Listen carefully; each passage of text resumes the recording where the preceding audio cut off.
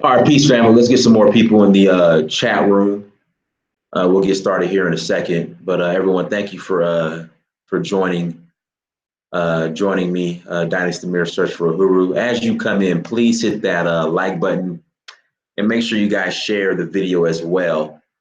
Today's topic is renouncing Africa while living like a fourth class citizen in America. Now, why is this topic so important? You know, I've been speaking on this for a while now, and let me start off with this story. Let me start off with this story. So, I used to live in LA. I used to live when I first moved to LA back in 2008. I lived in an area called Koreatown. Stayed I had a little studio apartment. Shit was probably like uh, 400 square feet of even that. Peace to everybody in the chat room. Um, you know, it was in Koreatown off of Ninth and Serrano. If people are familiar with Koreatown, I was off of Ninth and Serrano in between like Western and Wilshire were the main cross streets. That's where I live. Then I got my job in corporate America and I started moving on up like the Jeffersons, right? Started moving on up like the Jeffersons. So ended up getting a loft near the fashion district downtown. I can't remember the streets. I think it was I can't remember the streets, but it was in the fashion district. Like literally right, I could walk to the fashion district. I was in the fashion district for the most part. Left there because the condo I was renting, the owner foreclosed on it. And I regret not buying that condo. It was dirt cheap for what the bank was asking for it. Pretty much the condo was a studio apartment. It was a studio condo. It was dirt cheap, but the bank only, I think the lady was only requesting like $170,000 for it. So ended up moving out of there. I regret not buying it, and I ended up moving to another studio apartment. Stayed still downtown. This time off of Broadway. All right, I was on Broadway. If you guys are familiar with LA, if you're in LA, I was right next door to the Ace Hotel, right across the street from Umami Burger. I think it's on Broadway. Yeah, on Broadway, right across the street from Umami Burger and Urban Outfitters. They put an Urban Outfitters right next door. All this stuff was new, all brand new. Like right when I left in 2014, they had just finished all that. And so, on Saturday mornings, this is back when I was single. Saturday mornings I would get up, after a hard, week of work, working corporate America. I would get up, I would walk around downtown, see what I could catch. You know what I mean? And I remember, I forgot the name of a restaurant, of the restaurant, but I was going to a restaurant. Guys, just follow me. I'm gonna get to the point. Just follow me. I'm gonna get to the point. Right? I remember walking through downtown. Now, let me paint this picture for you. This is what I mean by fourth class citizen. So, during my time in LA, I used to feed the homeless, right? On Skid Row. Okay, on Skid Row, I used to feed the homeless. All right. Skid Row has the highest homeless population, I think, in one area in all of America. I want to say LA or New York going head to head, but I think LA has the highest homeless population in all of America. The majority of the homeless in LA are Black, like 70% are Black, right? Amen. I'm gonna get to that. I am Lucy at Amen. Dogs live better. I'm gonna get to that. That's why I'm gonna get to that. So I just want to put that out there. In LA, all right, the liberal paradise, allegedly there are all these social safety nets, liberal paradise of LA. For some reason, Black people make up the majority of the homeless, and the homeless problem is getting worse in LA. So I would walk, there'd be bums, homeless people all over the place downtown LA. Downtown LA was an absolute dump. You have like these high-rise buildings, but just it was a dump. So I remember trash everywhere. Just it was a dump. So I remember I was walking to a restaurant. I forgot the name of the restaurant. I was walking to it, and there was this homeless guy with a dog posted like on a street corner. Homeless guy with a dog. He had his dog with him, posted on a street corner. And I remember this white woman approached him and was trying to take the dog from him and was more concerned about the dog than she was the actual human being. Again, was more concerned about the dog than she was the actual human being, the homeless human being. So she's like trying to steal the dog from him, number one. Like she gets aggressive. She gets aggressive, is trying to take the dog from him, trying to plead with him to let me have your dog, and trying to, instead of trying to help the human being, she was more concerned about the dog. I was like, whoa. And I remember and he's a very controversial figure, Dr. Malachi Z. York said years ago, back in like the early 90s, late 80s. Very controversial court case, whatever. I mean, serious allegations. I mean, very controversial figure. He's locked up right now for, you know, doing illegal things to minors. But he said a long time ago that white people treat their dogs better than you. And I didn't at first, I'm like, I don't know. But when I saw that and I saw the way dogs are treated and pampered, not only there, you guys see what's going on in Howard right now. White people come on the campus and are walking their dogs, allowing their dogs to defecate on campus. No respect for the campus. Guys, I'll tell you where I got my shirt from later. Hold on, let me see the tag. Hold on, what's the tag say? Tribe Worldwide Apparel Company. Tribe Worldwide Apparel Company. Tribe Worldwide. Now, I'm giving y'all a shout out. Send me some shirts. Like 10 people in the chat already asked. We only been on like, what, 10 minutes? 10 people on the chat have already asked, where did I get this shirt from? So send me some shirts.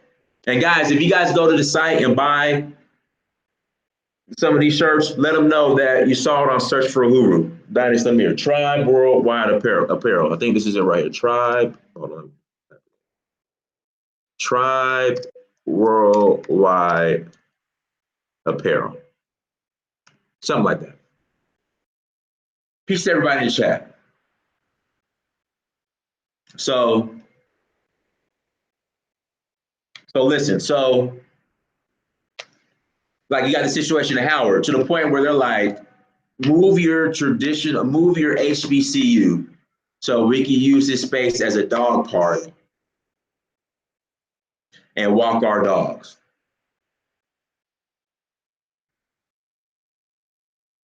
We want to be able to walk our dogs in this place. We want to turn Howard University into a dog park.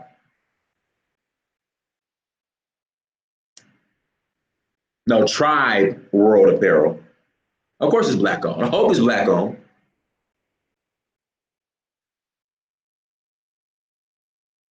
But anyway, so that's what you're dealing with. So again, I hear a lot of black people saying, oh, F Africa.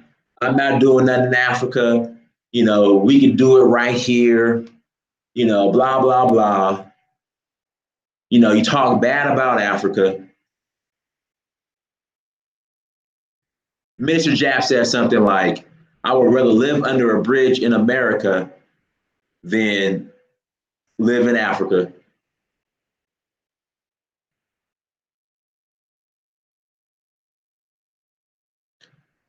So but you live like a fourth class citizen in America. You know, you hear black people bragging about. I don't get this. I don't get this. Help me out here. You hear black people, right, bragging about how we fought in every single war, bragging about how we fought in every single war here in America. This is an exception. The American Revolution, the Civil War, Korean, World War I, World War II, Persian Gulf. You fought in all these wars, but you're still treated like a fourth class citizen. We were slaves when we fought in the First War, in the American Revolution. We were slaves. The Civil War, we gained our freedom, still face discrimination, racism.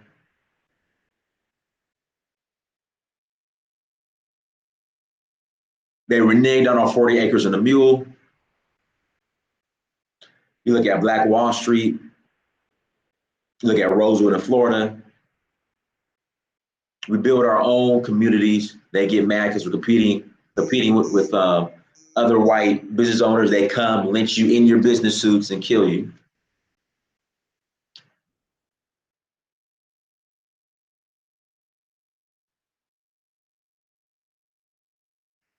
World War I, I think it's called the Red Summer, where black soldiers are being lynched in their uniforms, coming home.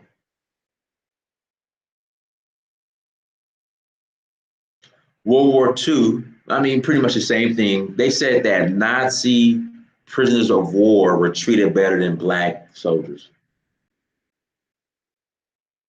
Korean War, Vietnam War, all this time they're running experiments on you, like the Tuskegee experiment, shooting you up with all types of stuff. You're damn guinea pigs. Like we're bragging about being America's cannon fodder. I never understood that. Why are you bragging about being America's cannon fodder?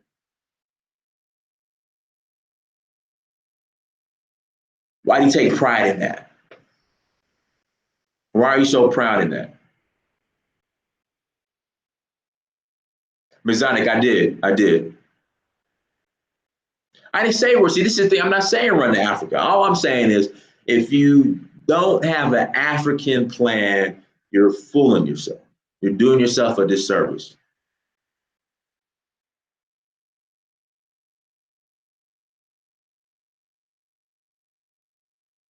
If you don't have an African plan, you're doing yourself a disservice.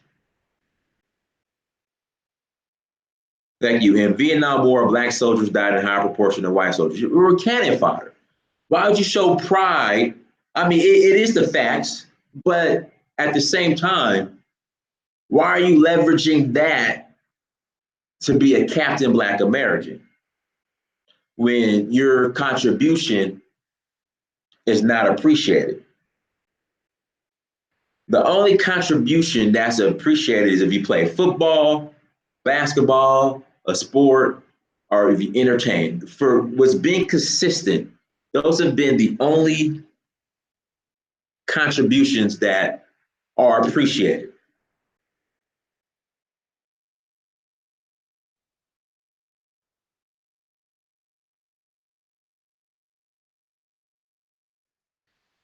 America doesn't F with you.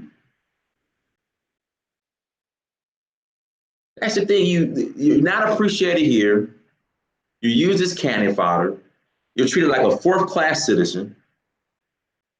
I'm telling you, even Africans even the Black Americans who relocated to Africa, even though they might have issues, I can promise you, and I know for a fact, they're treated way better than you are here in America.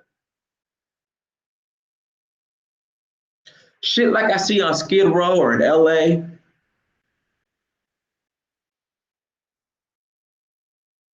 is an embarrassment, but you want to talk about how, nah, I'm not messing with Africa because they don't allegedly don't F with us, allegedly, when you haven't even been, when a lot of you don't even have passports. But you're used as cannon fodder here in America.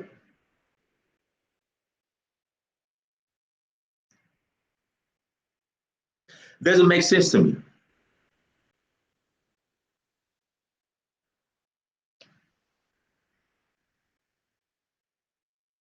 It doesn't make sense to me. And again, I know who's okay, but who said you got to live in a shanty town? Who says you got to live in the slums? Again, this is just Negro stalling tactics. No one said you had to live there. No one told you to relocate to Africa and move to a slum. Who said that?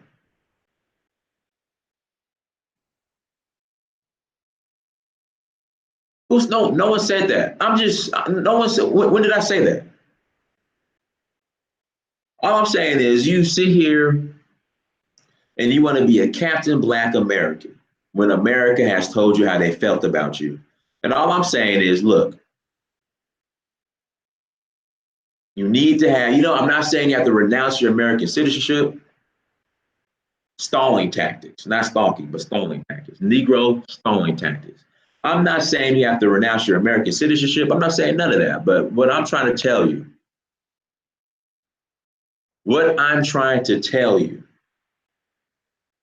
is that you need an African plan. That's all I'm saying. You need an African plan. And you're in no position as a Black American. Yes, Africa has its issues. Yes, Africa has some coons. Yes, Africans be kissing ass. They do.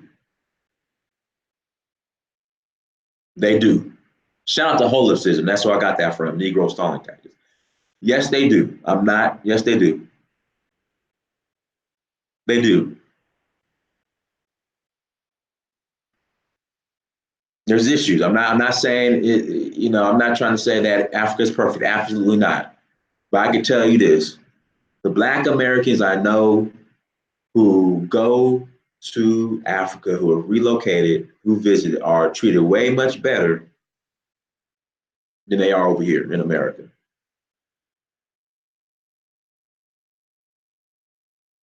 That's all I'm saying. That's all I'm saying. Guys, did I freeze up on you? No, they holding my internet back, you guys. They are holding my internet back.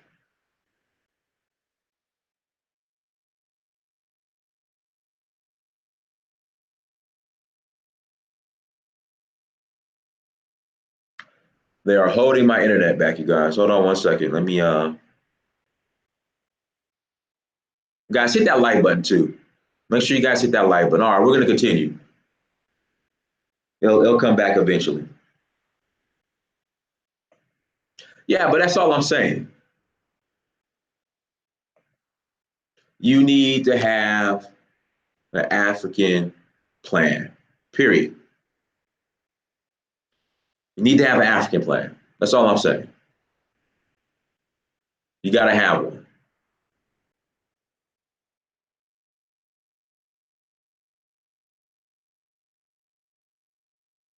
That's all I'm saying. You gotta have an African plan. You are shooting yourself in the foot. You're selling yourself short if you don't have one. That's all I'm saying. Okay, I'm back now. I'm back. I'm back. Thank God. I'm back.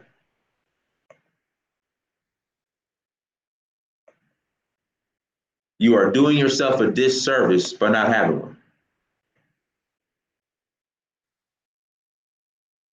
A huge disservice.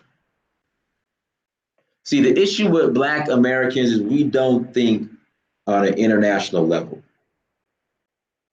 That's the problem. We're the only people who are content here in one country. Everybody else is spreading everywhere. And the reason why I'm telling you guys this is because when I go to Africa, white people are there, Lebanese, Chinese, everybody's in Africa except for Black Americans. Everybody.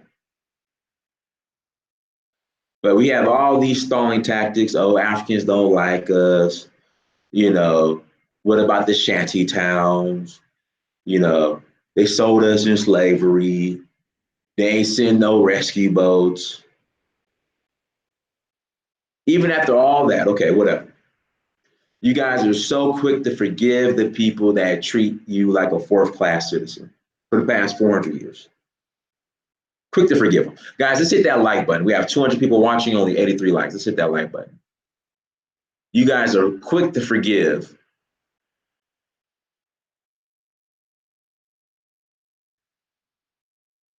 You are quick to forgive those who have treated you like a second class, fourth class. Not even so in America, in places like California, it's white people, really like a fifth class. Hispanics, illegals, dogs, then you. You're like a fifth class citizen on the West Coast. West Coast.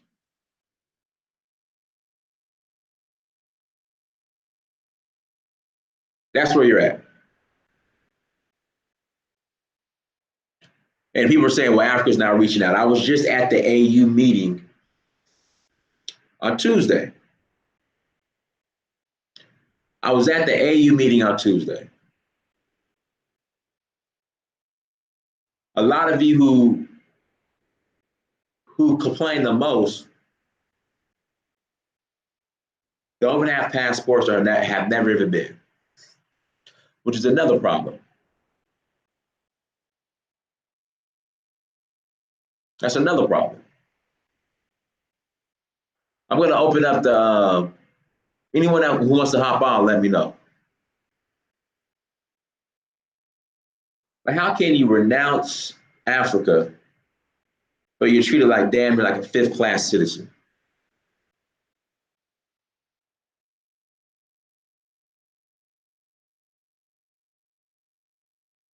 I'm serious. You're laughing. Illegals, dogs, than you. I'm serious. I'm dead serious.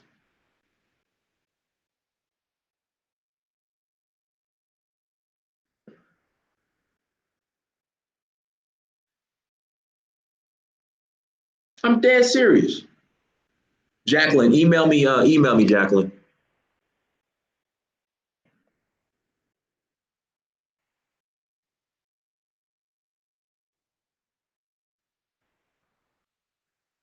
Send me email. Huru at searchforhuru.com.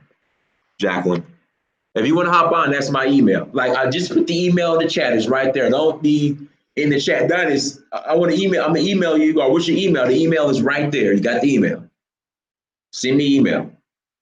I'll see you the link. But that's the pecking order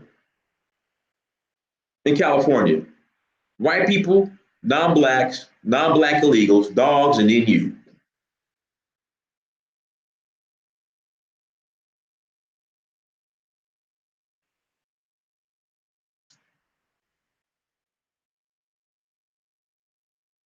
That's the pecking order. And you can't blame that on Donald Trump. Thank you, Darian, for the super chat. You can't blame that on Donald Trump.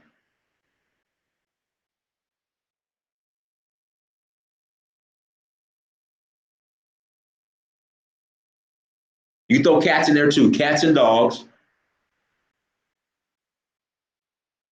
No, I'm just going to continue to educate people and put the word out. You know, you can stay. I'm not saying renounce everything and go. I'm just saying you need to have an African plan because at the end of the day, Africa is your birthright. And that's the thing I don't understand. You don't want to connect back to Africa, but you want to leverage that we fought in every war here in America. We were cannon fodder in every war in America as an excuse to be a Captain Black American, but you don't want to reconnect back to Africa, your birthright, your home.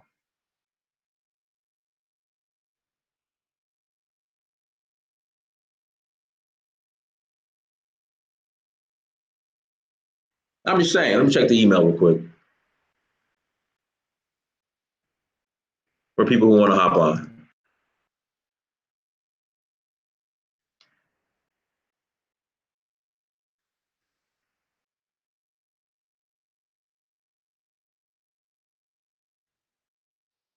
All right, let me, Jacqueline, I still have not got your email yet.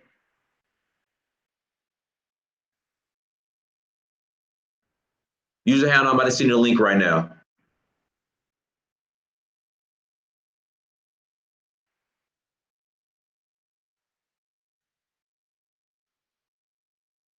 Oh, here we go. All right, I'm about to get to Jacqueline, and I'm gonna get to user handle, and then Francis, I'll get to you after Jacqueline. I'm sending you the link right now. Ladies first. Ladies first.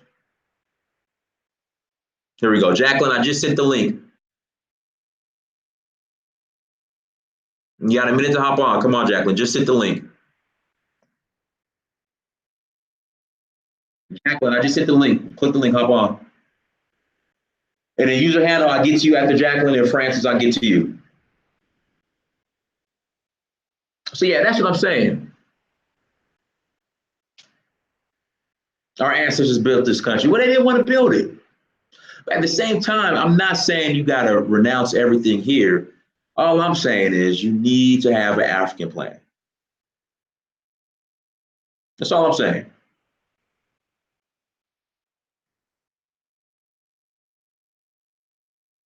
Dennis, I never got your photo you promised, my brother. Okay. Okay, I'll send the photo. I'll send it. Melissa, send me another email. I'll send you a photo. All right, Jacqueline. Hey. Hey, can you turn your volume? Well, hold on, that's me. Let me turn my volume up. Okay. No, that's me. Go ahead. Okay. Well, as I was on here before. So how are you anyways? How you doing? I'm fine. How you doing? Good, good. All right. Well, I totally agree. And as I said before on your show, if you remember me, my hair wasn't done. But people really need to study what's going on in North America. And there is a shift. Actually, they say we are literally in the ice age right now. So people really need to study as far as North America and what's going on globally with the weather, with what they have planned. The gentrification is at an all-time high. I think what we need and what the fear is no physical link. There's nobody really saying, okay, I have property, or this is a way we can get property. I don't know if we need more meetings as far as with the continental Africans and the diasporan Africans, the ones that have been stolen, to say, okay, where is the physical property? Where is how can we bring businesses? What's plan A? What's step one? What's step two? How do we get things rolling? Because like I'm in a business group with 7 other people. Mm-hmm. We're putting on shows for Black businesses. I'm also so I'm a networker. I deal with about promotion of Black businesses. I would love to bring the businesses that I do. I make vegan butter. I do smoothies. I do whatever I can in the health industry, Mm-hmm. right? I would love to go over there, whether it's east, north, west, south part of Africa, and start. But we don't know where to go. We don't know which country to go to. We don't know the connections that we can feel safe. And we're not going to, these are real fears. Are we going to get scammed? We're going to be taken advantage of, so we need a map. We need something, step 1, step 2, step 3 for the serious people, the one that do their research every day to know what's going on here in North America. It is scary. And me personally, I'm all for Africa, but I'm not going to go in blindly. Okay, absolutely. So this is what I'm doing. My next trip in May, I'm going next month. I'm going to do how-to videos covering all that. So how to buy land. I'm going to be in Nigeria, how to buy land. I'm going to buy some land. How to start a business, how to do this. So if you could do me a favor, Jacqueline, if you can email me what all you want to. In fact, guys, this is what I need you to do. This is going to be, we're going to, what's the word? We're going to I need you guys to help participate. Right. Well, right. I need you guys to email me and let me know what you need to see. And when I'm over there, I'll film as much as possible. So you guys can see like how to do this, how to do that, how to set this up, Mm-hmm. so, right. So yeah, so no problem. That'd be perfect. And I think you are the liaison between us and them, and we feel your passion, and we, you know, me personally, I appreciate you for bridging that gap, because it makes me feel safer. Like I know people too that have gone over, especially the year of the return, which is now. So I'm hoping that I can go in December and see for myself. But at the same time, if people like yourself can come on and do videos and make that connection, the serious diasporans here that know the value of owning land in our motherland, we need people like you so that we can start the process going, because time is of essence. And the more and more we're going on and making excuses, the more we're going to be deeper into regret. Right. So I will definitely email you and send a list, and let's make it happen. Let's just make it happen. All right, cool. Well, sister, we appreciate you coming on. But yeah, give me that list, and I'll leave May 11th, so I'll make sure it gets handled. May 11th. Okay. Thank you, brother. No problem. All right. Peace. All right, use your handle. I'm about to send you the link right now.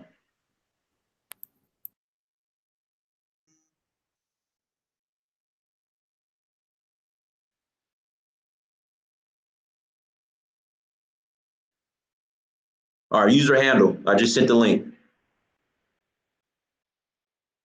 Come hop on.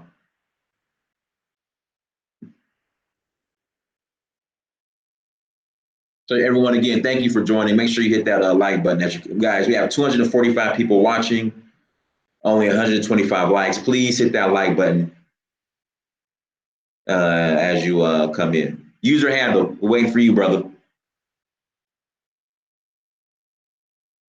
No, we'll give them one more minute. Send me an email, you guys. Send me an email.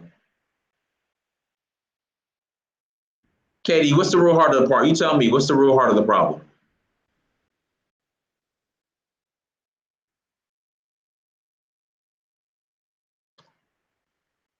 All right, Frank, if I don't hear from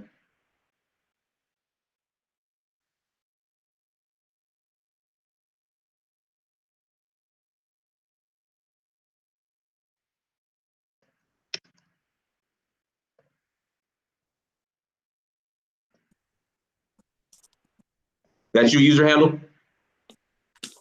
Yeah. Hello? Yeah, go ahead. Yeah, so I was just calling in to the show for the first time. Yeah, go ahead, brother. Yeah, yeah, so it's just really weird. You know, like what's been going on a lot lately. Like with all the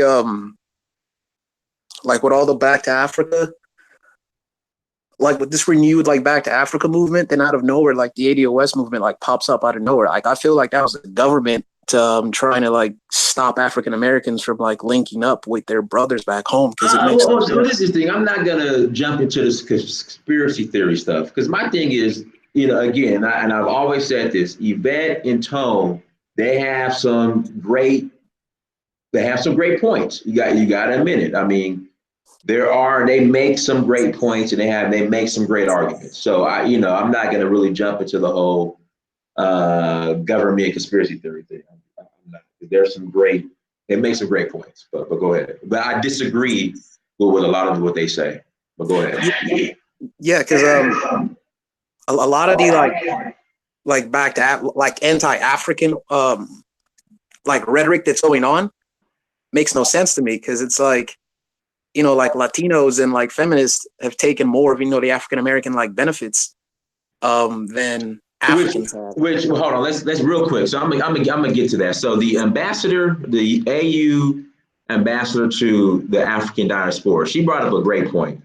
So when she came and spoke last Tuesday, she told the story of, I guess, at the University of Cornell, there were a group of African or Black American ADOS students who were upset at the number of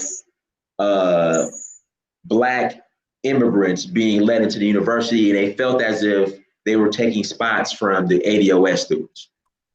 So somebody brought this to the attention of the ambassador, the AU ambassador to the African diaspora. So they told her to write a letter, but instead she said, no, I'm going to actually go to Cornell. So she went to Cornell and she asked two questions. These are the two questions she asked.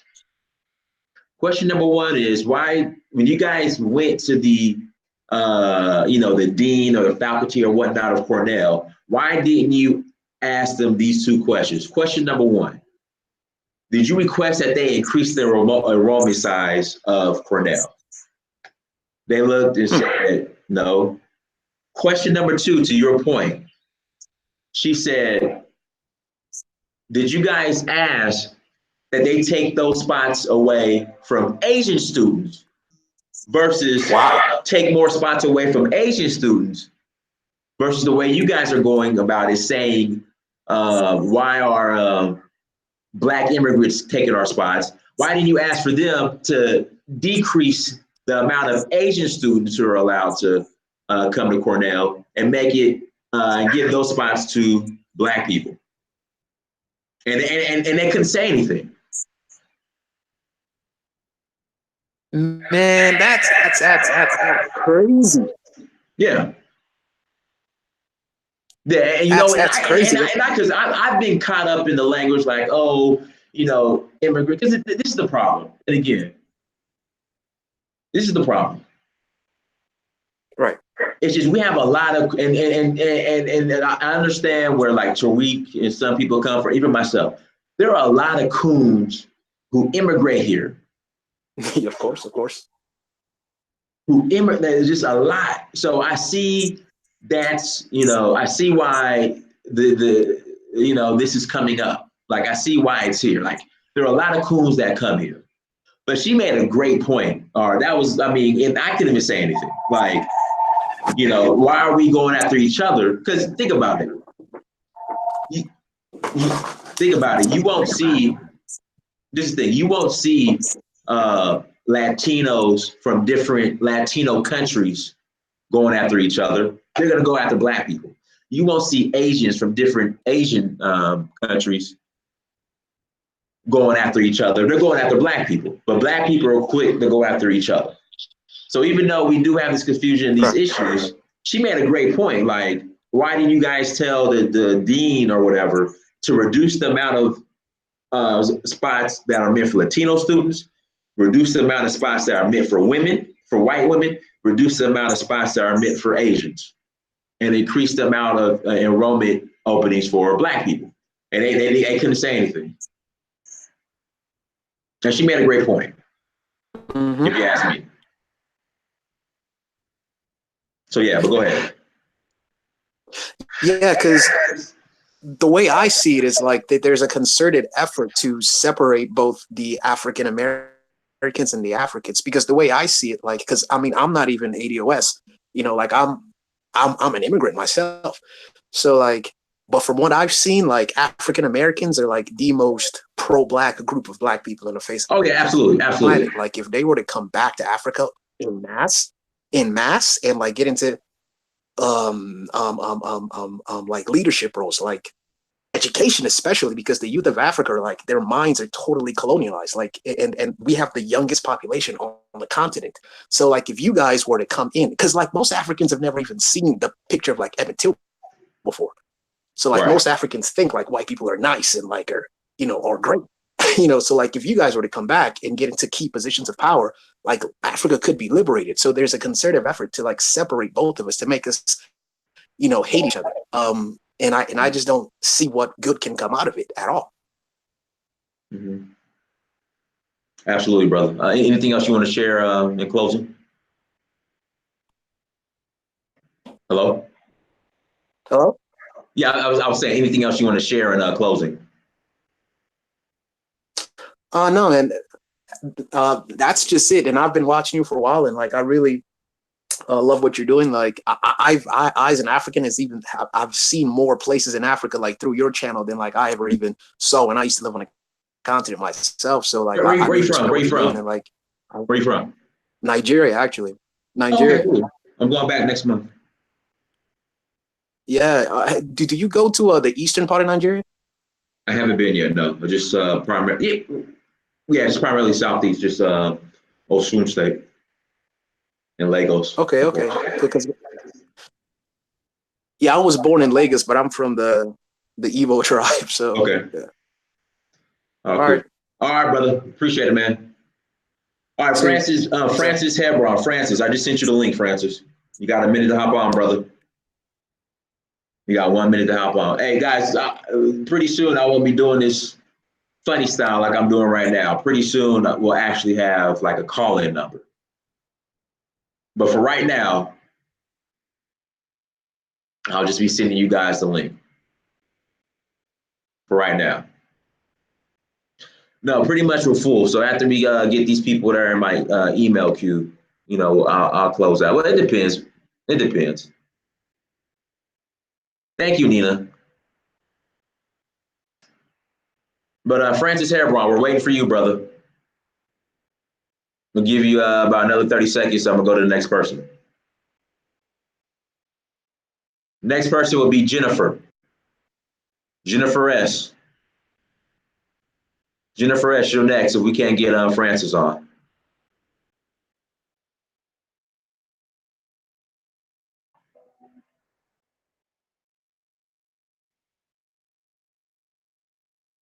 What's a Discord channel? Appreciate it. What's a Discord channel? Hello? Who's on? Is this Francis? Yeah, can you hear me? I hear you, Fran. Go ahead. Yeah, so I have a pretty unique situation. Both my parents are from the continent. I've been there, born here, and I've traveled all around the country. What I've really noticed is that Black Americans, the problem with us is that we don't actually believe in ourselves whatsoever, and we've lost a sense of sovereignty. A lot of us are in a white daddy mode. Like, for instance, I caught this whole wave of the Negro manosphere, and in about a year, I was able to get out of corporate America and start my own business. And I'm pretty much a sovereign, like, man. You know, I understand that I can build, you know, something from nothing because I'm a skilled individual. Most Black Americans don't understand that. They see like a young millennial Black, like I see 40-year-old Black men look at me like a 26-year-old Black guy doing well in life.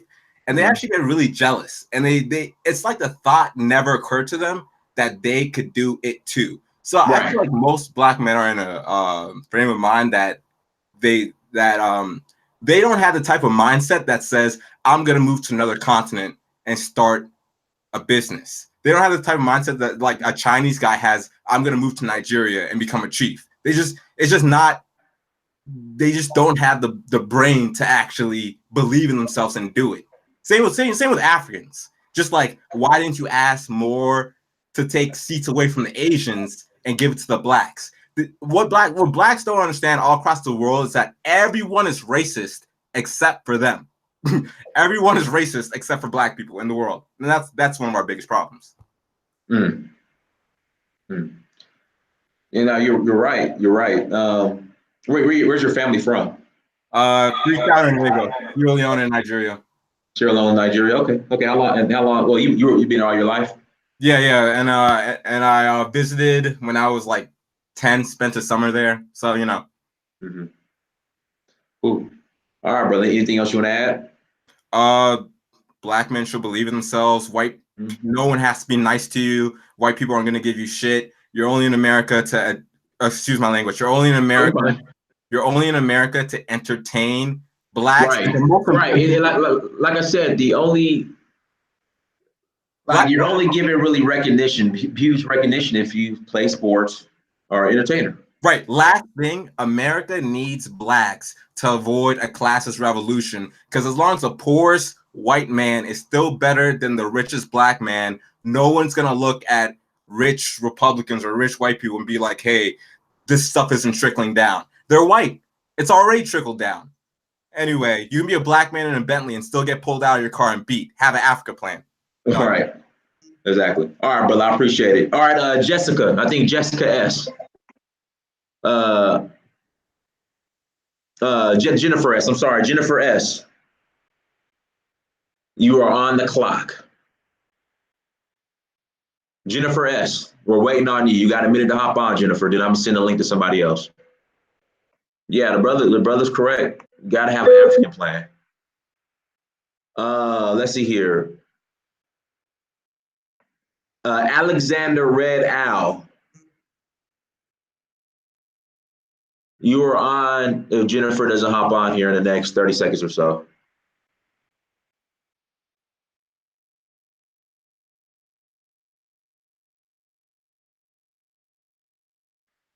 Alexander, you're on next if Jennifer doesn't hop on. Derek, Yeah, who's this? Who's this? man, how are you? Alexander, you're on next if Jennifer doesn't hop on. Yeah, who's this? Jennifer. Hey, you got to turn on your you got to turn off your Alexander, you're on next if Jennifer. You got to turn off your echoing. You got to turn it off your wherever you're playing. You got to turn it off. Alexander, you're on next if Jennifer. You got to turn off your echoing. You got to turn it off wherever you're playing. You got to turn it off. Oh. Alexander, you're on next if Jennifer. Hello? Yeah, hello? Yes. Bro, you got a bad echo, bro. Yeah, hello? Hello? Yeah. I'm saying you have a bad echo. Yes. Bro, you got a bad echo, bro. Oh. Yeah, hello? Hello? Hold on, man. Yeah, I'm saying you got a bad echo. Yes. Bro, you got a bad echo, bro. Bro, you got hey, bro, you gotta hang up, brother. You gotta hang up, brother. You got a bad echo, bro. Bro, you gotta hang up, brother. You gotta hang up, brother. You got a bad echo, bro. Bro. You gotta hang up, brother. You gotta hang up, brother. You got a bad echo, bro. All right, guys. Sorry about that. Okay. Yeah, I don't know. Yeah, that was just his situation was too bad. All right, let's see here. Let's see what we got here. All right, we'll get a couple more people on. Tainted Bull 77. Tainted Bull 77. I'm about to send you the link. Guys, like I said, moving forward, I'm gonna get it set up. Anyone want to email me as far as how to set up where we can do just a call in? Tainted Bull 77. I just sent you the link. Tainted Bull 77. You got the link. Oh, I sent somebody. Did I send somebody else something before then? All right, we got both of you guys. Just let me know. Adewale. If you want to hop on Adewale, let me know. If you want to hop on, let me know. Zoom. You said use the Zoom app? Okay. All right. I'll try the Zoom app.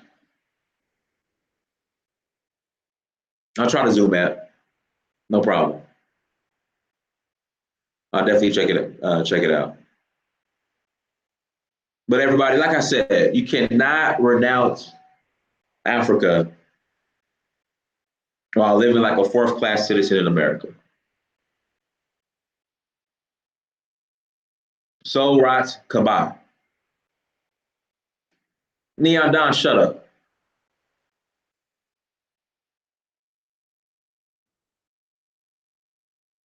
Shout out to Amir. In fact, you know what, Amir, you want to hop on? Like, is your Wi-Fi cool, Amir?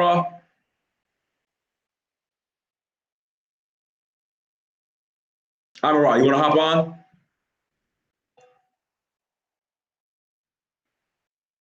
Amir.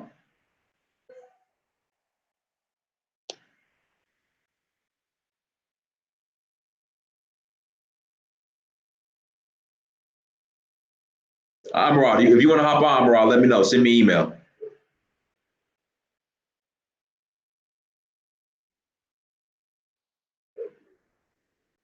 Otherwise, I'll send you a link too. I'll have you and Amir at the same time. But I got a Tainted Bull. We waiting on you. Thank you, Beige and Negrex. Thank you so much. Oh shit. Amir said we can try. So I know what that means.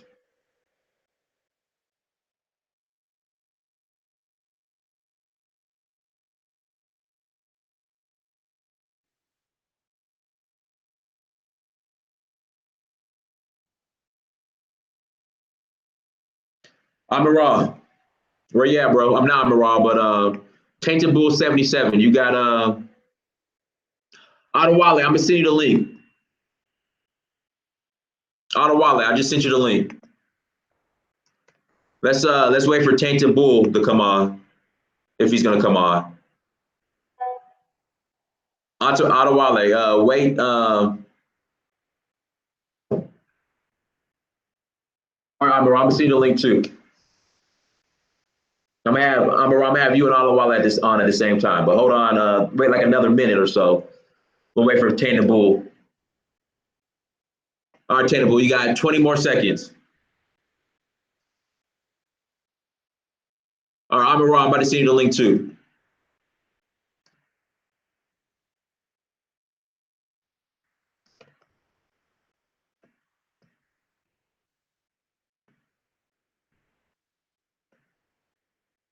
All right, Adewale and Amara, I sent you guys a link. Come on and hop on.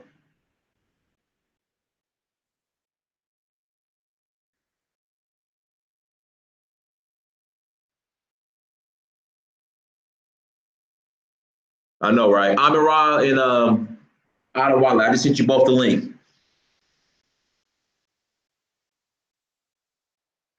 So you guys can hop on.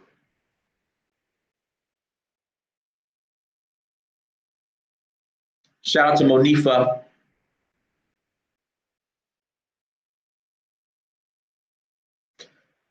Yeah, when there's the echo, they need to close the other tab or turn the sound off. Or, like I said, they got to close the other tab.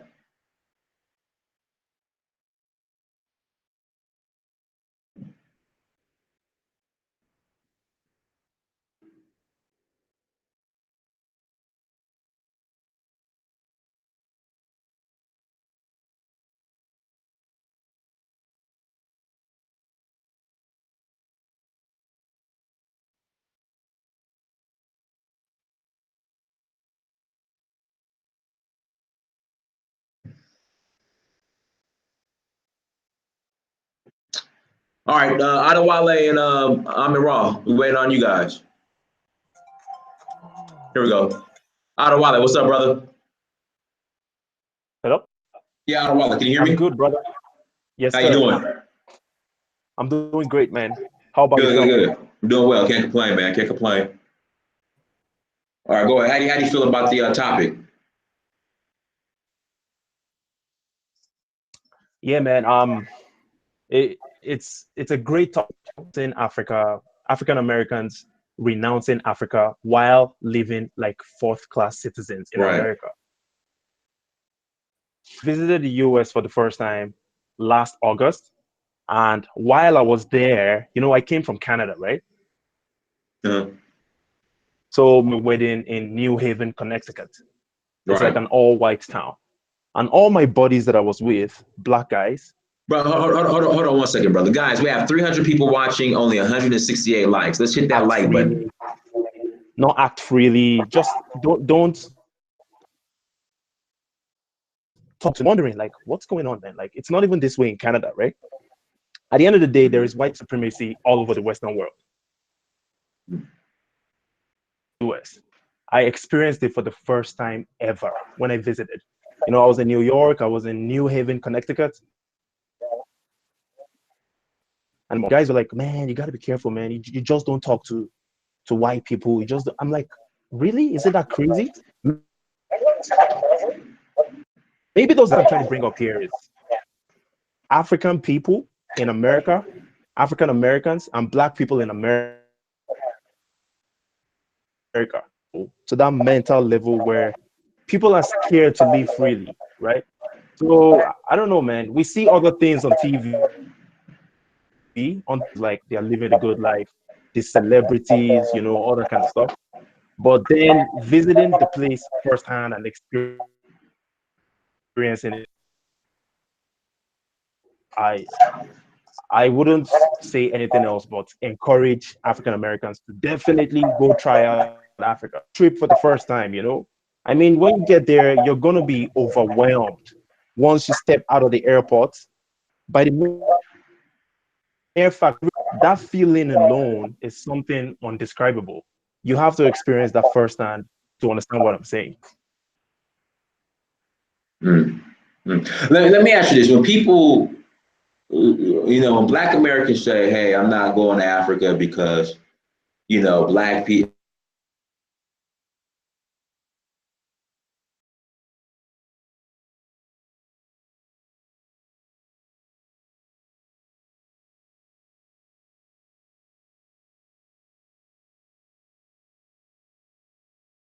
They don't want to visit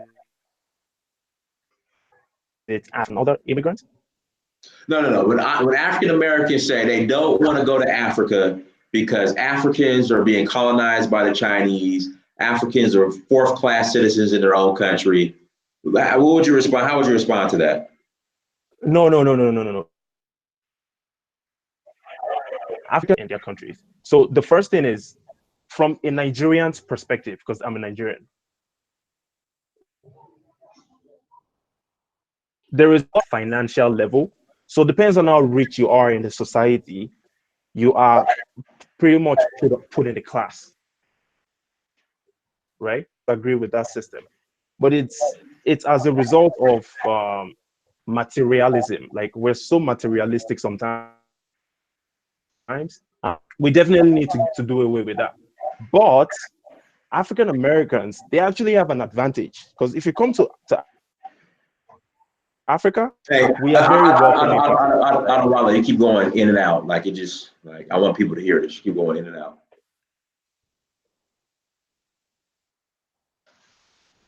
Hello? Is it better now? Yeah, it's a little better. Yeah. Okay, so they have an advantage if they come to a country like Nigeria, because first of all, we are very welcoming, and when we realize that, for sure. But then again, you want to have a plan. Like, you just don't want to jump in and come first time, experience it yourself firsthand, and then go back and make a proper plan. If you put your American dollars, you can do so much, because dollars has a lot of value in Nigeria, right? Mm-hmm. So in terms of something, buying a land and all that kind of stuff, it's possible, though there is still that bureaucratic barrier, citizenship and that kind of stuff. It's possible to obtain a citizenship. Just have that back of your mind, because already you are a national of the country, of the continent. So don't throw away that aspect of your life.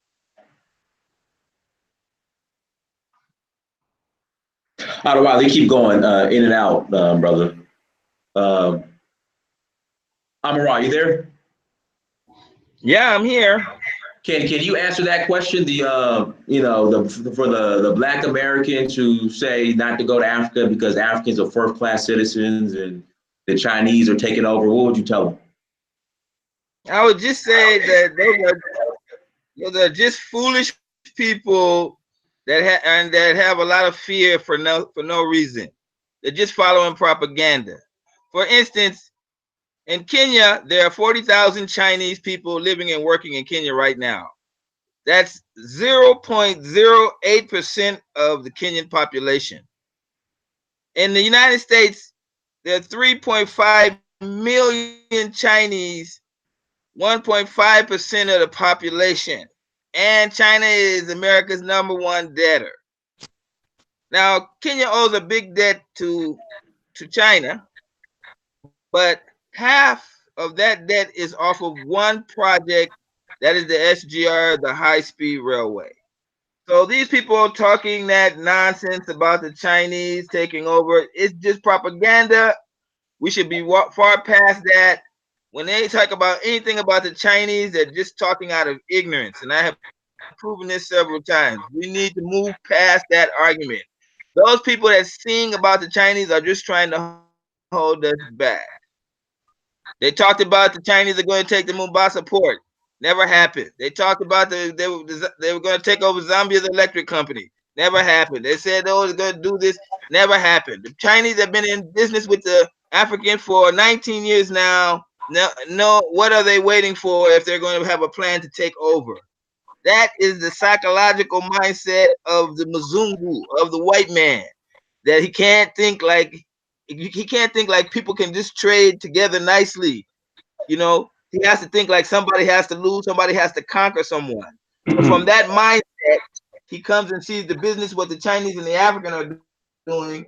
It must be something that there's got to be a winner and there got to be a loser and there has to be aggression. That is Western mindset thinking. That's not African thinking, and it is definitely not Chinese thinking. All right, Amaral, what about the someone just said in the chat room, why should I go to Africa where Africans are coming running to America? How would you respond to that? That's another big lie. Africans are not running into America, not like they were 20 years ago. So that's just nonsense too. And if you in America can't see that the black man is dying off in America, then I feel sorry for you. You know, you living on the Titanic. It's all the signs are there. No more black communities. General Motors gone. Ebony Magazine, Justice Publishing gone. We can keep going on. The list goes on and on. Right now, if a person tried to open a black-owned business, he couldn't survive without the help of the Mexicans and white people to run it to frequent his business.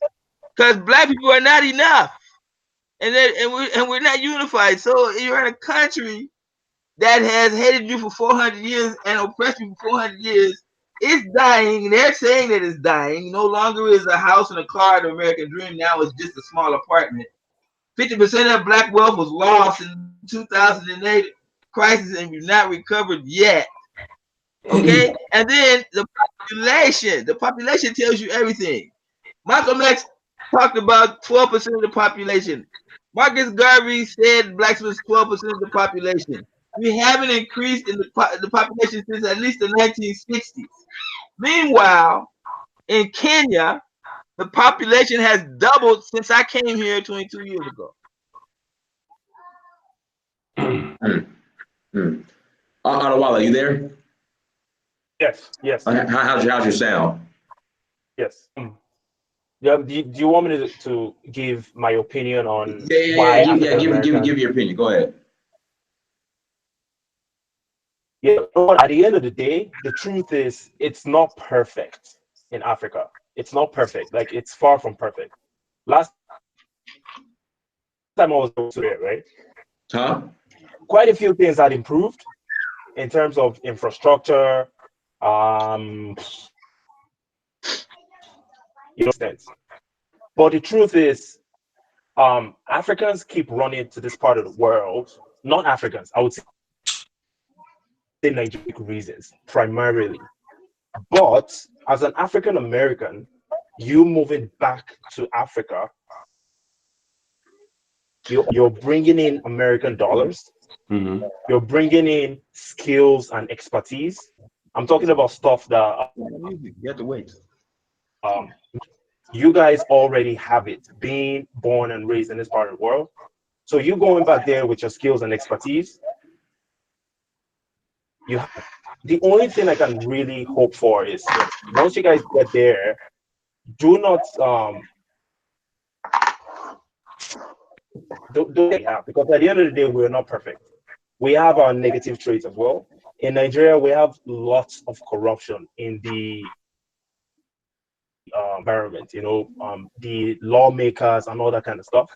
So if you guys get to that position, when African Americans start migrating in droves and they begin attaining political positions, don't get influenced.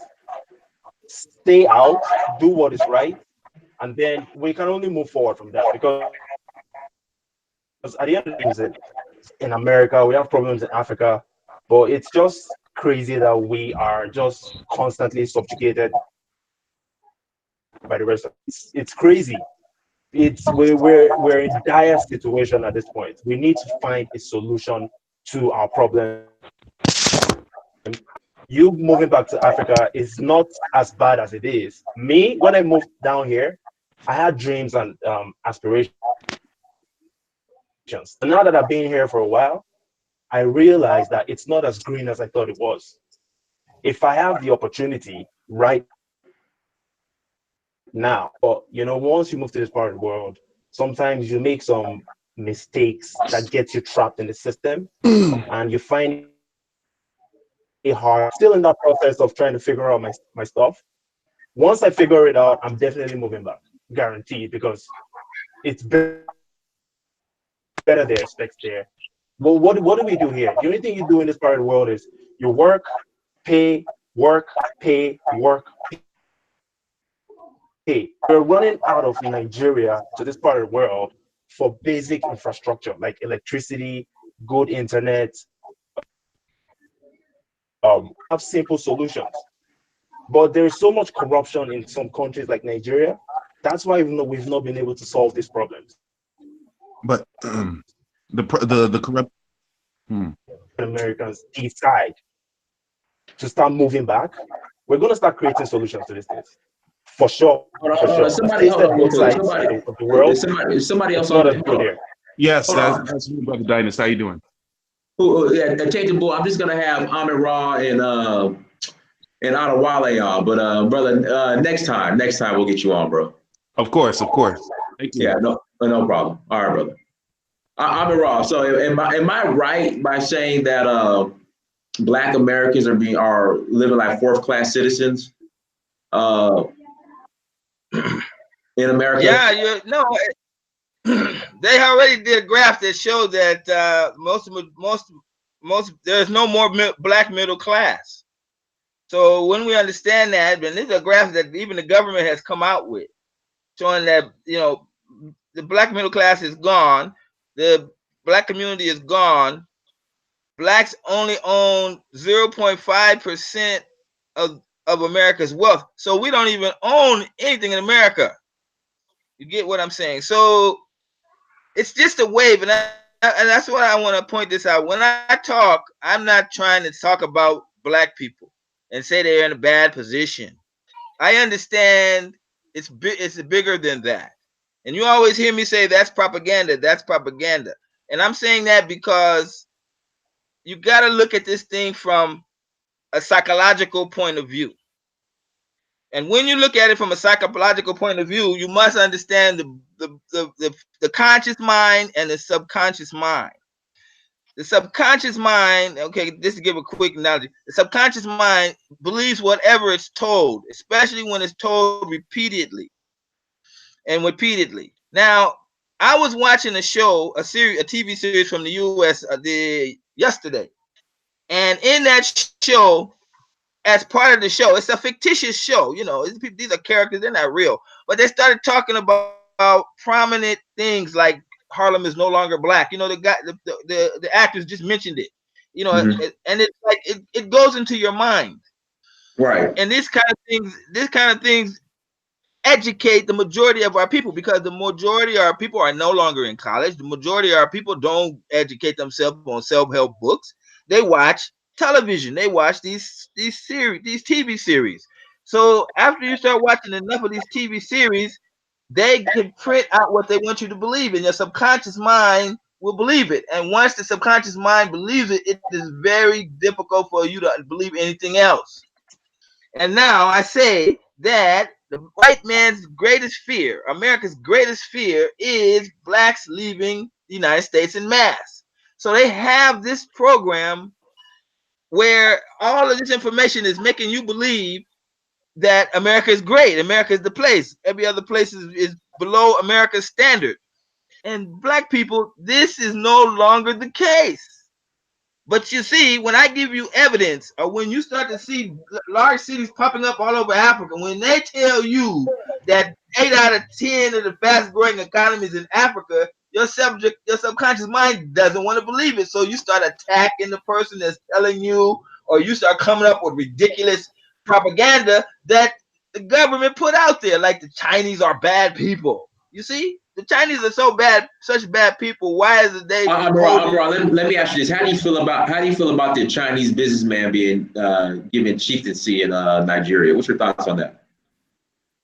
What was that? The Chinese man what? Being given chieftaincy in Nigeria, being named a chief. I don't trust the propaganda, and I don't know the circumstances behind it. But let me tell you this: the Chinese have built one of the high-speed railway in Nigeria. They can let them be a chief. You know what I mean? Why not? You understand what I'm saying? So why not? That's only one Chinese man. You understand what I'm saying? You know how many Nigerians there are in the country? So the circumstances we don't know, and this is smacks of propaganda. So I wouldn't want to touch it. It's like, so what? You know? So what? This one Chinese man somewhere in Nigeria is 150 million people that somebody made him a chief. So what? What that got to do with the reality of our people are suffering in the United States? That's another thing about propaganda. They love trying to pull you from the focus and put your focus on something that's ridiculous that you don't have no power over. If they made the Chinese man a chief, he's a chief. But that don't mean like that they hold the Chinese people are gonna have government posts in Nigeria. That don't mean that they run in Nigeria. That's ridiculous. If you only knew how ridiculous that sounds when you step outside the United States border. You understand what I'm saying? Now go tell that to an Arab in Libya or in Egypt. Go tell that story to it doesn't even internationally, the United States, this country that Negroes love so much, is a warmongering. I understand. You know, you want to try to be upright and positive, but you in a warmongering country, and on top of that, they tried to steal the oil from Venezuela, try to change the government. And what happened to a superpower when it's going down? And this is exactly what's happening. It's been happening since the 2000. I mean, for the last 10 years, you're just now seeing it. And unfortunately, when the country goes down, Black people are the ones that suffer the most. And this is what's happening. And that is why our audience is growing when you start talking about moving out of the United States. It's your only option. Otherwise, if it's not you, it's going to be your children. So get that out your mind. You can be wealthy, but what about generational wealth? Never going to happen if we don't unify and if we don't start preparing ourselves to put our children in a position where they can succeed. And we're not doing that. You see, we're too selfish about ourselves. We're not thinking beyond our lifetime. You know, you're not even thinking, it's not even your lifetime. You're not even thinking past your next 20 years when you start getting old, like me. You understand what I'm saying? I say that every Black person that's getting a check, if they're older, they should not live in a cold, freezing ass state. They should move to beautiful modern Africa. Come to Kenya, your money will double. It's like you get a check, and then like you get 3 more checks, and then you get to spend it on a fantasy island. You know what I'm saying? What a wet tropical island where everything is. That's exactly what would happen if you move to Mombasa. You see, and you won't want to leave, because I've seen many African Americans. There's another one that says he's coming. I don't know, coming to Nairobi or something. He's coming. He's gonna be the next one. It's like the 20th person that's come here and said, "Man, this is a great place." But the mental ties, you got to realize how you have been brainwashed to believe that you live in a great country. You're not. The country is dying. When Rome was dying, they started having a lot of sex and decadence. Same thing with Germany. They was having a lot of sex. Hold on, let me show you something real quick. Hold on one second. What are your thoughts about this? Hold on, let me show you this real quick.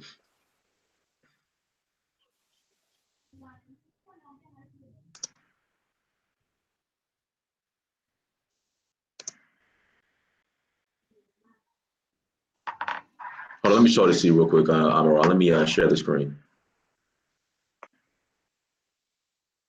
Are you getting ready to surprise me? Hold on, I gotta show this to you.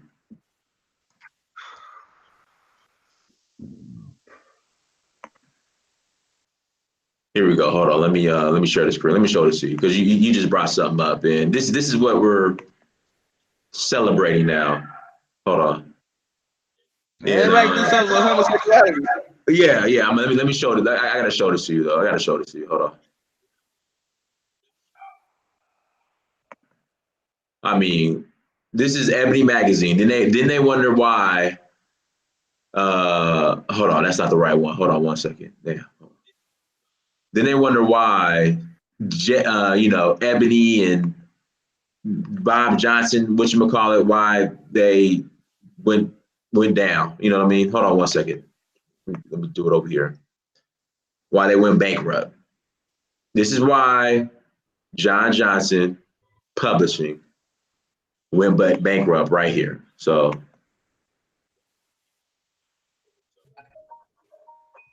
here we go. So basically, in Ebony magazine, right? They are celebrating the show Empire because it aired its first gay black wedding in TV history. Ebony magazine. Now, I'm 60 years old, so I can remember a time when that would have been outrageous. That would have never been possible on television. They wouldn't even let the man have sleep in the same bed with the woman. But it's just a fact, like you will never hear any other groups of people, Chinese, Koreans, with all the issues going on in the black community. This makes the headlines. All the issues going on in the black community here in America. Well, Dennis, I'm trying to tell you, where is the black community? Where you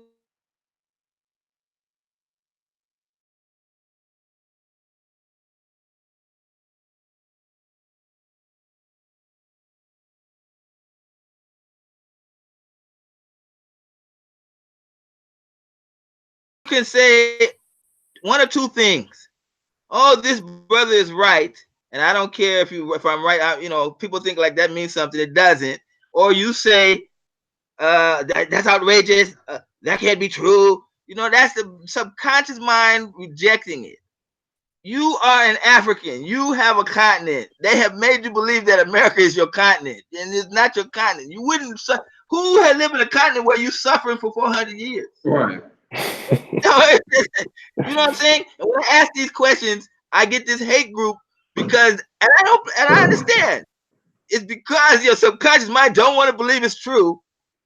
So you fight. It's fighting, and these people have strong wills, holding on. You see, and that's how people died on the Titanic. They died because they thought that ship wasn't gonna sink, even though it was tilting.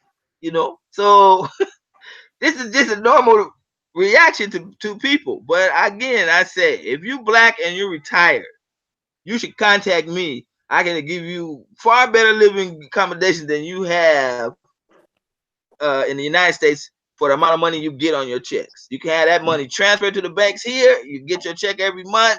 You got a beautiful place to live, far better than where you are now. You have people to take care of. You have African culture to back you up. Senior elderly people are respected in Africa, not like what they are, how we treated in the United States.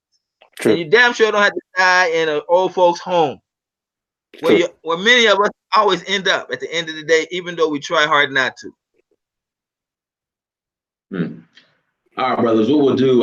Anything you want to add to that? Otherwise, how's your sound? You want to add to that? Just your sound keeps going in and out. Oh, sorry, man.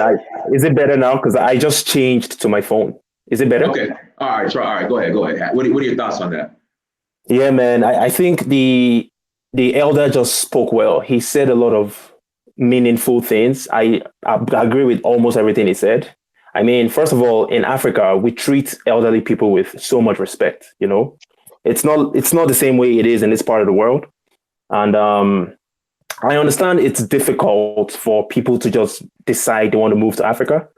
First and foremost, what I think people need to do is we need people with skills, people that actually have something to contribute. So we don't want anybody to move to the continent if you don't have anything. If you're going to be a negative influence to the continent, right? We only want positive people. Am I echoing? No, you're fine. Go ahead. Yeah. So it's gonna be difficult, and right now I might sound like a hypocrite because I'm in this part of the world myself. But I'll tell you the truth. I've experienced both sides. You know, I lived in Nigeria and I've lived in Canada for a long time. And I'll tell you the truth. At the end of the day, I would not choose anywhere over Africa. I would rather be there. I Yes, would rather be exactly. there. That's it. Now you see, now the people that's talking that nonsense in the chat room, thank you for letting them know. And you should repeat that, my brother. You should repeat that because they're trying to think like America and the West is the greatest place, and that they're safe. I'll They're tell not. It's it's not home. It's not it's home. it's an illusion, you know, it's an illusion. Like while I was growing up in Nigeria, I looked up to America. I was like, man, if I don't make it to America at some point in my life, I'm never going to be successful. Now I've made it to the North America, and I've been here for almost 10 years. And I'll tell you the truth, it's hard in this part of the world. It's hard. Not only the psychological negatives that we experience as people of African descent, but the economy. Like it's a trap in this part of the world. It baffles my mind. How do people go from $30 million to going bankrupt? Look at Mike Tyson. Look at DMX, Allen Iverson, like top celebrities. This guys have so much money.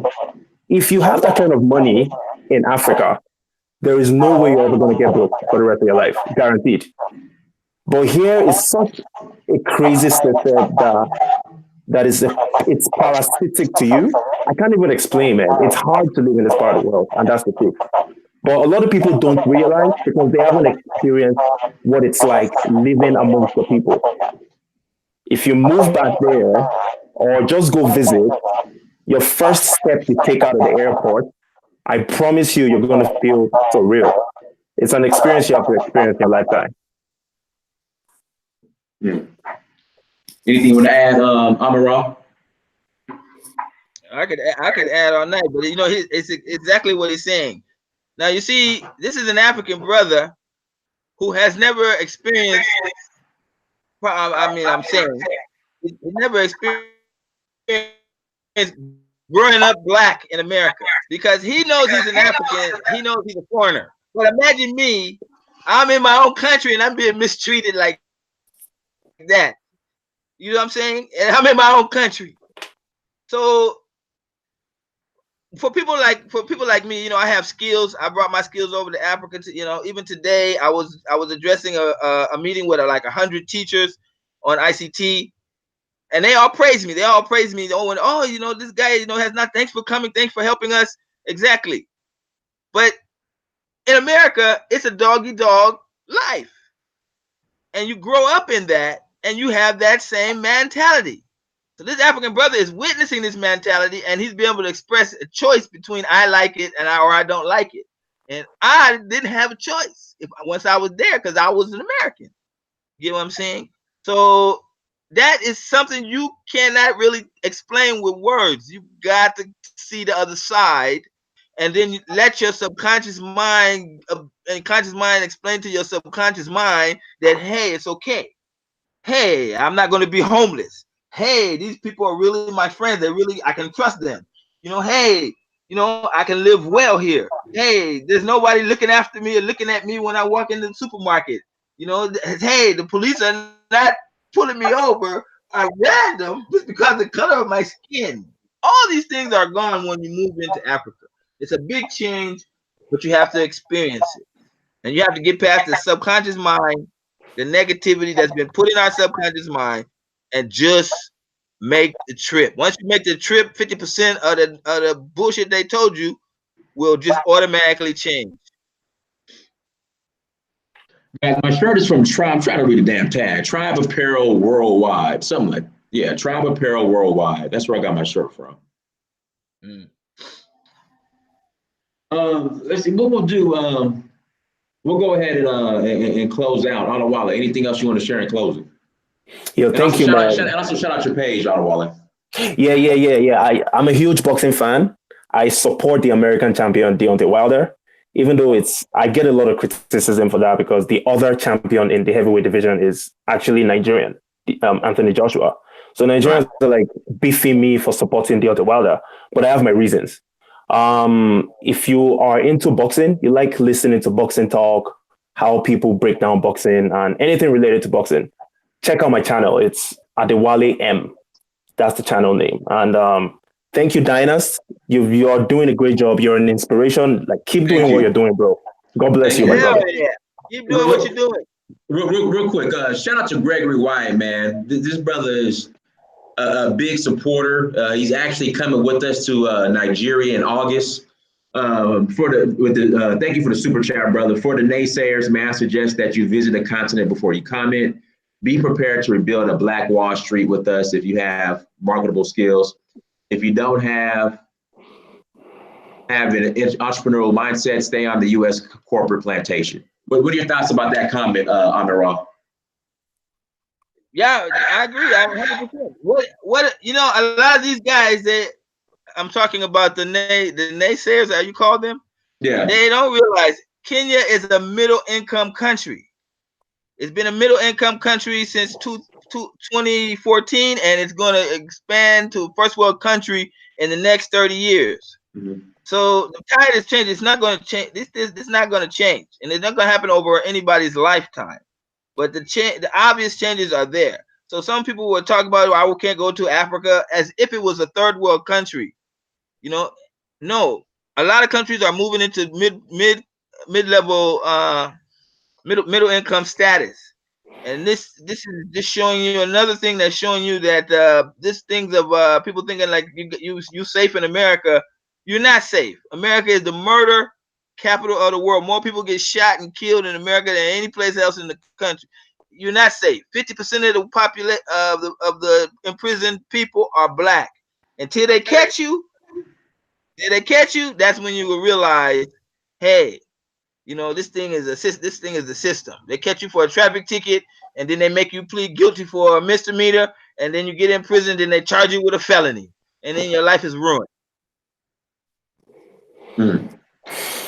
Wow. Well, Amara, there was something else I wanted to ask you before we closed out. Again, those who, what was I wanted to ask you? And another thing too, a lot of people who criticize never even been to the continent, or they only been to like one country. You know, their mission is to just disrupt the conversation, and we're obliging them when we, instead of talking about the solutions the way you're giving, we're wasting time trying to convince them. It's only be a small number of us that are going to leave. The majority, you can write the majority of Negroes off, because the subconscious mind is a serious thing, and there ain't enough psychiatrists around that are Black conscious that can sit people on a couch and make them realize. But I suggest that if somebody that is having thoughts about it and they find themselves torn in their mind, that they sit down with themselves and realize that their subconscious mind is keeping them suffering. This is the same way the subconscious mind keeps us poor. You know, I always talk about that, you know, poor man mentality. You know, the way we do all these things is the way we were brought up. The way we were brought up is the way our parents were, and they failed us because we can't get to the simple solution. The first thing first, I am an African. I am not an American. That's what you need to start thinking. What is an American? Outside of the American borders, do you know how many countries around the world hate America? Come on, you're being patriotic to the people that's oppressing you when you shouldn't be, because your children are going to suffer from your patriotic nonsense on a dying superpower.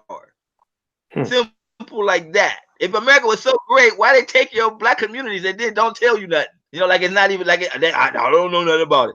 You know, it's sad. How in the hell can I go on a fucking vacation in America? Where I'm gonna go there, I'm gonna see my people. You know what I'm saying? It's Atlanta. You come to Atlanta. You come to Atlanta. You got some neighbors in Atlanta, but you know what's going on. I won't talk about it.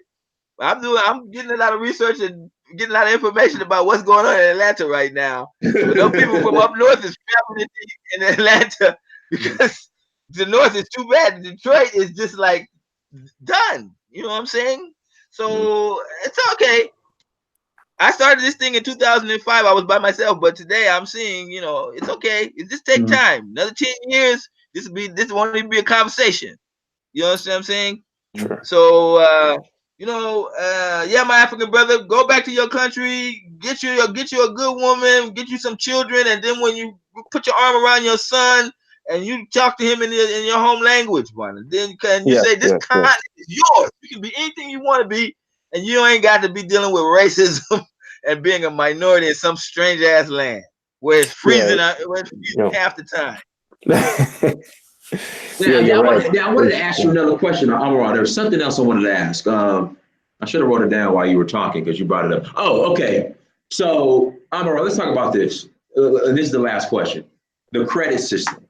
So in America, you have the credit system. I use it. Everybody leverages it. So that can give like some of the an illusion of wealth. What are your thoughts on that? Okay, I'm going through some problems. Let me say it like that. Go ahead. And the problems I'm having is that I have, for a long period of time in my life, had a mentality that was still stuck on that kind of credit system that was brought up to me in the United States.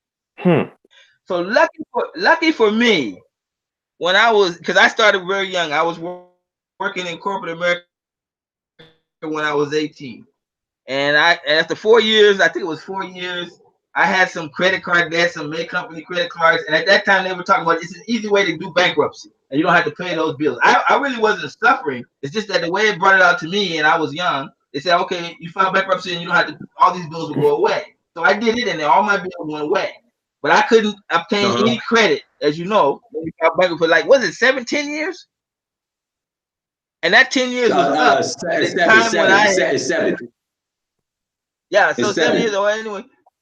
Yeah, I know that the time was up just when I was leaving the U.S.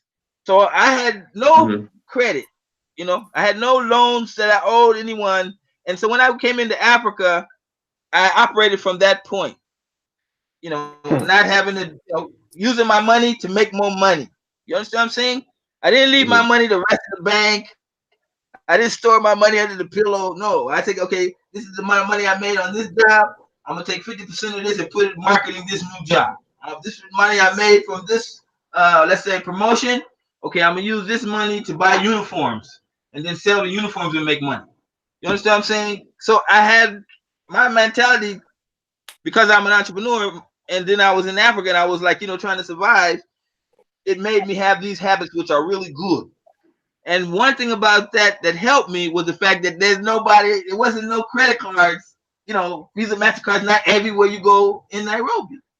Now today, yeah, it's more like that, but today we have M-Pesa, so it's a little bit better. But you understand what I'm saying to you? America, that's part of America. The advertising of food, the advertising of clothes, and looking at cars, and all this stuff. The capitalistic system is make you poor. It don't keep you in debt. And I know that a lot of us cannot come to Africa because of the debt. But it's not really the debt. It's the psychological part of the brain that has us having certain terrible money habits that we feel like we could not dare get $1,500 for a plane ticket, or $2,000 for a plane ticket, I know people can understand what I'm talking about. Yeah, absolutely. Because the whole thing is get that. And some people, you know what, Dynas, like I had said on the other show about a lot of people was expecting to get big money from their taxes, and I know there's some people in the chat room that was going to use that money to come to Africa. But when they surprise, the checks was like 1/3 of what they think. I mean, 1/3 of that check was gone because of the 2017 tax law that took effect, and then they got less money than they expected. And this is just another way America gets us. You see, you should just stop all of that, make an action plan, put your money to work on going to getting out of there. You see, it may take 2 years, it may take 3 years, but goddamn it, it took me 10 years to come to Africa. So, and I, you know, I never regretted coming for 1 minute, never. So this is the key. You're gonna have a life. Think past your 20s. You know, like you're in your 30s. Imagine what's gonna happen to you when you're in your 40s, and you're gonna be looking like, what next? What am I supposed to be doing? Are you gonna be able to get a wife at 40? Are you gonna be able to settle down in Africa and have children?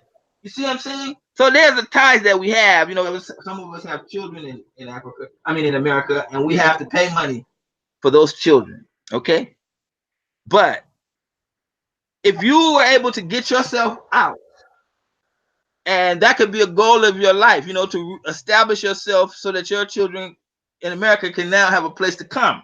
Now, this is what's happening with me, because I have children in America, 3 beautiful kids. Well, they're not kids, they got children of their own now. But I'm telling you, my son, who's like 25 now, he's an entrepreneur, sent me a message on WhatsApp saying, Dad, we're going to talk about this business when I come next year.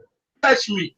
You know what I'm saying? It just touched me like that. Like my son, who I never got a chance to raise, is seeing the light and saying he's going to come to Africa. So, you see, this is the thing. You got to make yourself get out. And then think about the generation below you. I mean, the next generation. Huh? Cool. I hope I answered the question. You did. Amaral, thank you, brother, for coming on. Everyone, thank you for joining. Amaral, how can people reach? Oh, Amaral, real quick, tell people who are new that haven't heard your story, you know, tell them where you're at and how you ended up living and moving to Mombasa, and then tell everybody how they can reach you as well. I watched the Ashwa Kwesi video in 1986, and that changed my life. I became Black conscious, and I got rid of my slave name. That's a #1 key. Get rid of that American name. If you can't do that, then you're just joking. So what about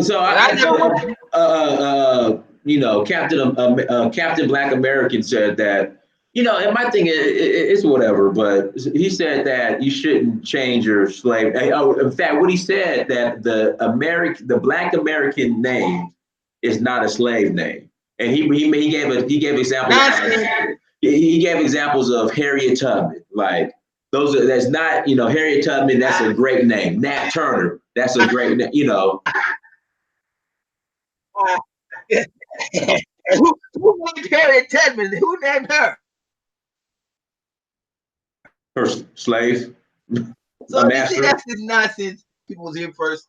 Yeah, that's just nonsense. Take that name from the American name. Get you an African name that identifies with you and your understanding of who you are. And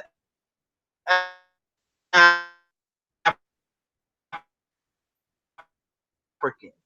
Be caught by this wave that's gonna have them being part of so much 400 years of oppression. A history where they rewrite the history and write us out of American history. Can you imagine? I mean, you know, if the Negroes would just take the time to look at history, I know they don't want to do that.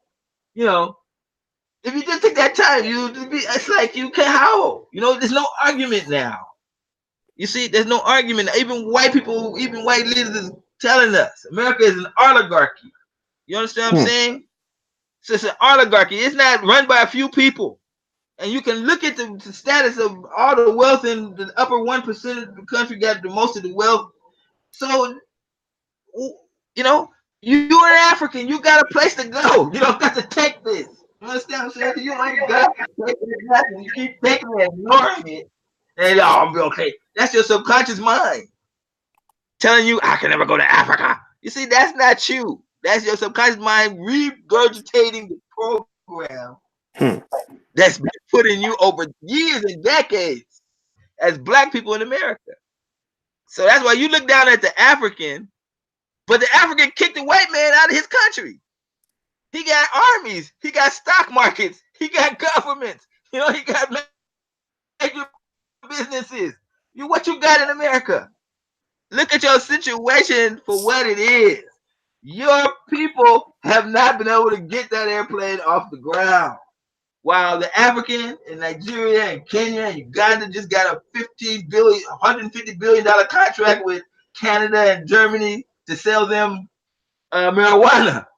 So you guys, these guys are joking, buddy. They're wasting our time. There are only a few brothers out there that need to be touched. And that is my last thing, Paulie. Go ahead. Talking. The message that we're talking about, we should really be targeting the elder guys that are just hitting retirement age. Because they're the ones that end up getting suffered and yanked out the most. They think they don't have proper health care in Africa, and modern Africa is really targeting health care because they understand this issue. So Kenya has reopened all of their minor hospitals in every county. They put out a big amount of money to reestablish them and modernize them for these facts. And this is the direction that I see modern Africa going. They're making it more and more accommodative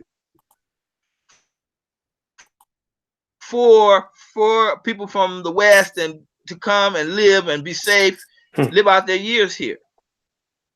And as an African, my goodness, how you gonna live in that world of gayism? Every time you turn on a TV show, got women kissing each other. I'm telling you, it's only I'm just old enough to know what it was like back then in the 70s when I was paying 29 cents for petrol. I mean for gasoline, and to the way it is now. It's ridiculous. It's never going to end. You're not going to survive because they're just gonna any which way we try, they're going to take us down because that's what racist countries do, oppress us. And so ADOS, they're just joking. You see what I'm saying? They're just praying for money, and that back in the psychologically in their mind, they think like, oh, I'm gonna get a paycheck. I'm just gonna be wonderful. It's not gonna be like that. Go ask Mike Tyson. He had millions, and look what he ended up. Yeah. Mike Tyson can have all those millions and then be poor and bankrupt. What you think you're gonna do with some few boys from ADOS reparation fund? You joking? They're gonna take that money from you and then take a lot more. So, all right, how can people reach you, Amiral? I'm always only on Facebook. I'm only on Facebook. Black Man's Guide to Moving to Modern Africa. Now that website is 9 years old, so I don't know what I'm talking about.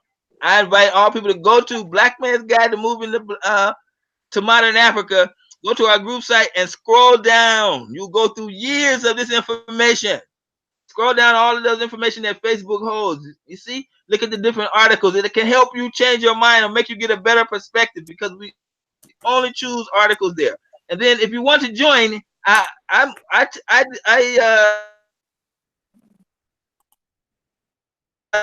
Amiral. Okay. I refuse like 7 and see information, or you can hit me up with a message, and then I can help you if you have some questions about the life in modern Africa. It is wonderful. Let them not cheat you. Let your subconscious mind not cheat you. Nobody's going to shoot you. Nobody's going to be mad at you. You ain't going to see Chinese people running all over the place. You're not going to see none of that. All you're going to see is a simple life, fresh food, nice people, great weather, and everybody look like you.